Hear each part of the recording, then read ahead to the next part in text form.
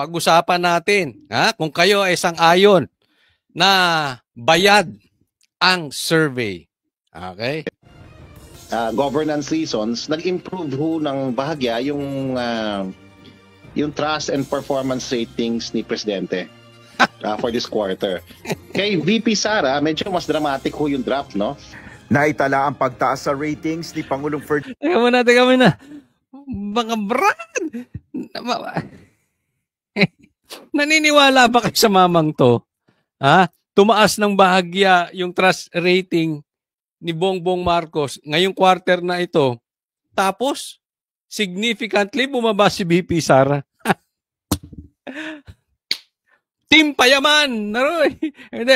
Sige. Bago natin simulan ang discussion patungkol dito. Sige nga, taas ang kamay, lagay nyo dyan. Kung kayo ay naniniwala na ang survey bayad. Ngayon, kung hindi naman kayo naniniwala, lagay nyo rin dyan, hindi bayad ang survey. O kaya yung pangatlo, hindi sila bayad, tanga lang. Sige, pakilagay nyo dyan. So, bayad, hindi bayad, o tanga lang. Sige, diretso. Mas dramatic ho yung drop, no? Naitala ang pagtaas sa ratings ni Pangulong Ferdinand Marcos Jr. batay sa latest survey result ng... Tingnan mo, April, tapos July.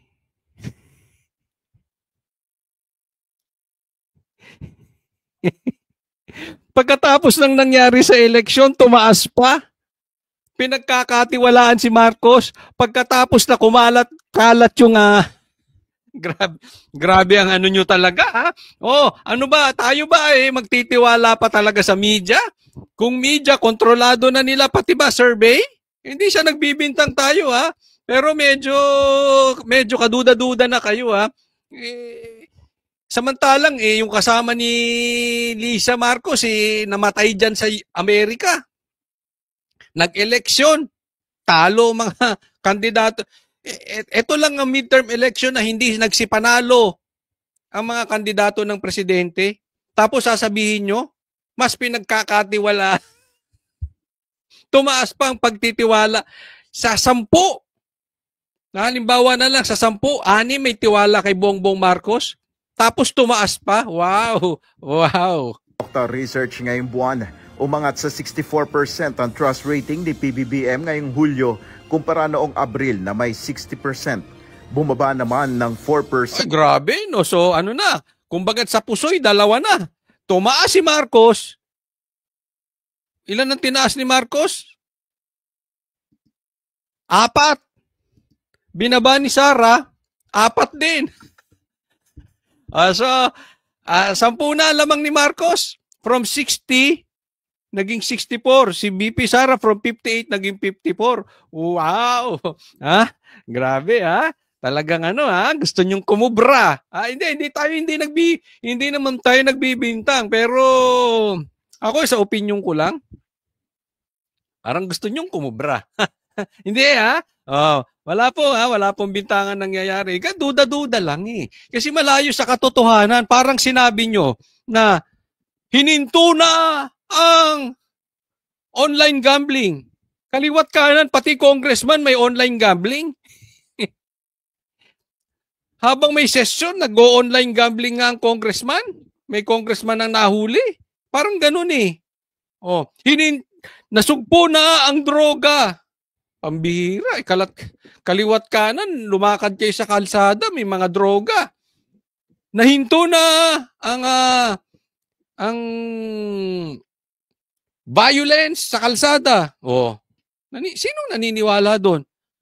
Wala na pong baha dahil sa bilyong-bilyong flood control projects. Di ba? Parang ganun Ganito lumalabas ng survey na to. Kalukuhan. Dahil isa sa talagang senyales na tumaas ang tiwala ng taong bayan kay Bongbong Marcos at nawala ang tiwala ng taong bayan kay BP Sara, eleksyon. Nakita nyo naman ang eleksyon. Di ba? Lumamang ang Team Duterte. Even nga nung eleksyon Anong survey? Kaya alam nyo, sa akin lang, dapat ipagbawal na po ang survey sa Pilipinas. Bakit? Puro kayo palpak. Yung sinurvey nyong matataas, nagsitalo. Oh, hindi ko sinasabi yung Okta Research Marami po kasing kampanya ito. Marami pong nagre-research, okay? Ay marami nagso-survey. Pero karamihan doon, talo yung mga na-survey nila. Kaya dapat pinahihinto na to kasi nagiging mind conditioning na lang. Buti na lang ang taong bayan, hindi na uto. Pero ang masakit dito, itong mga ganitong klaseng survey. Sinong nasa matinong kaisipan maniniwala na tumaas si Bongbong Marcos, bumaba si VP Sara? Yung sentiments nga ng taong bayan, galit na galit dahil kinidnap yung tatay niya. Tingnan natin kung bakit. Sa tingin nila bumaba si VP Sara. 4% ang trust rating ni Vice President Sara Duterte. Nakitaan rin ang pagbaba sa rating. Kita nyo? Pati ito si nasa demolition job. 3 na. Tumaas si Marcos, bumaba si Sara, bumaba si Cheese. Puro 4, no? 4 ang tinaas ni Marcos. 4 ang binaba ni Sara. 4 din ang binaba ni Cheese. Hindi masyadong halata, pambihira naman. Sana medyo minagic-magic nyo. Oo, ganyan ako nung bata Yung pagka ginagawa nung nanay ko yung assignment ko. Oo. Maglalambing, mami, pagod na ako, gawin mo yung assignment ko. Di gagawin naman. Ang gagawin ko ro, pagpasa, mamaliin ko yung isa. Iibahin ko yung isa. Para hindi halatang pinagawa. Kayo naman, pambihira. 4 Naku, 3 na yan 3 na yan, nakaduda-duda. Bakit? Kasi, ang tingin nila, si Cheese kumakampi kay BP Sara. Dahil na-postpone yung impeachment, tapos, akala nila, pinagbibintangan si Cheese, yan yung mga litanya ng mga di ba? Yung mga dating laos na TV anchor na pinklawan. Yan yung mga sinasabi nila. Parang dinelay ni itong si Cheese para meron tayong magdesisyon yung Supreme Court, nagdesisyon unconstitutional. Instead, na ang tinitingnan nila dito ay buti na lang, hindi agad natuloy. Kasi po yung desisyon po ng liliwanagin natin ay yung desisyon ng Supreme Court is void ab initio. Ibig sabihin, void from the very beginning. Void. Mali. Ano bang ibig sabihin ng void? Walang saysay. Simula sa simula. So, ibig sabihin, kahit itinuloy nila yon, kahit sabihin natin mahusgahan si BP Sara or hindi, o kahit nasa kalagitnaan na sila, ibig sabihin, sa simula pa lang, mali na yung impeachment. So, hindi yung po pwede magresulta ng kahit na anong maganda. Di nasayang ang pera ng taong bayan, nasayang ang oras ng congressman, nasayang oras ng senador. Tapos nagpasikat lang. Nag-grandstanding lang yung mga congressman. Nag-grandstanding lang yung mga senador na mga atat sa impeachment. Di ba? Instead na ganun nila tinitingnan, ang tingin nila, dinilay ni Cheese Escudero para makapasok ang Supreme Court. Tingnan nyo nga naman, di ba? Ni Senate President Francis Cheese Escudero, mula 55% ay bumaba ito sa 51%. Umangat naman sa 3%. Ito medyo iniba. 3% lang ang tinaas, hindi 4. So, di ba? Anong kalokohan to, Okta Research? Di ba? Hindi nyo ako masisisi. At hindi nyo masisisi yung taong bayan. So, ibig mong sabihin, mas may nagtiwala pa kay Tambaluslos kaysa kay BP Sara? Sige nga. Tumaas ang tiwala ng taong bayan kay Tambaluslos pero kay BP Sara bumaba. Wow! Ibig sabihin kasi 54% na lang ang trust rating ni BP Sara. Tingnan natin 54 nga ba? Tama ako. Kay Tambaluslos, 57. So, ibig mong sabihin, mas marami pang nagtitiwala kay Tambaluslos kaysa kay BP Sara. Naku naman, pamira. Anong lokohan to, Okta Research? Ano to, loka-loka na ba kayo? Ang bira naman buhay ito. So, namamayagpag yung magpinsan. Hindi halata. Hindi kayo halata. Hindi kayo halata. Nako. Sa 3% ang trust rating ni House Speaker Martin Romualdez. Samantala, ang mga 3 ng approval rating ni PBBM sa 62%. Ayan na naman. Isa pa. Approval rating, tumaas si BBM 3%. 2% mula 59%. 6% naman ang ibinaba sa... Grabe. Approval rating ni VP Sara, 6 ang binaba. So, ibig sabihin, may approve pa kay Bongbong Marcos, kay VP Sara. Kasi, ang approval rating ni Bongbong Marcos, 62. Si Sara, 50 lang. Mas approve ang Pilipino kay Marcos? Alam nyo kung magkakaroon ng election ngayon, kahit magpustahan pa tayo, hindi aabot sa kalahati ang boto ni Bongbong Marcos. Yung walang patdayaan ha, yung hindi papasukan ni Garcia, yung hindi didesisyonan ni Garcia, hindi yung ipapanalo ni Torre, walang ganunan, yung talagang legit. Hindi aabot sa kalahati ito si Marcos. Anong Okta Research? Sige nga, sinong naniniwala dito sa nilabas na survey ni Okta Research? Pambihirang lokohan to. Performance rating ni VP Sara.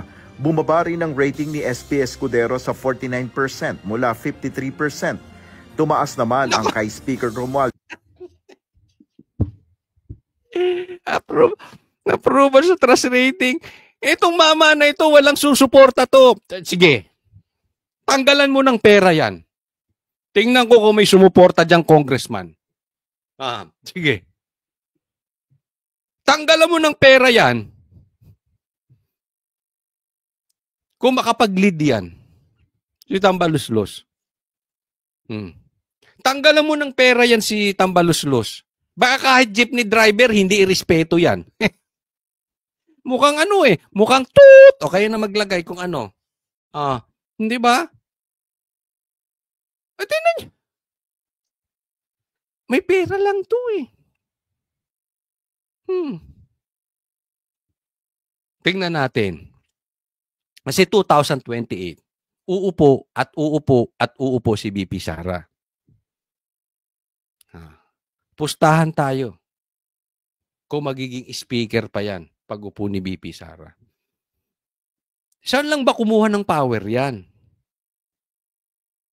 Kay Marcos lang. Nung nagkaroon na ng linya, nagkapera na. Pati nga impeachment eh. Di ba? Anong sabi ni Chanco? Bilihan. Mataas pa yung approval rating mo kay ano? Asan yung approval rating ni ano?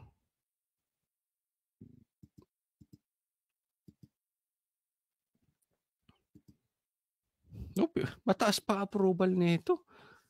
Pambihira ito si Tambaluslos. Cheap shot yung ginawa nitong Okta Research. Dapat medyo ginandahan nyo yung hindi halata. Sa bagay, kung gusto nyong kumubra, okay, ulitin ko opinion nyo lang yan. Pero,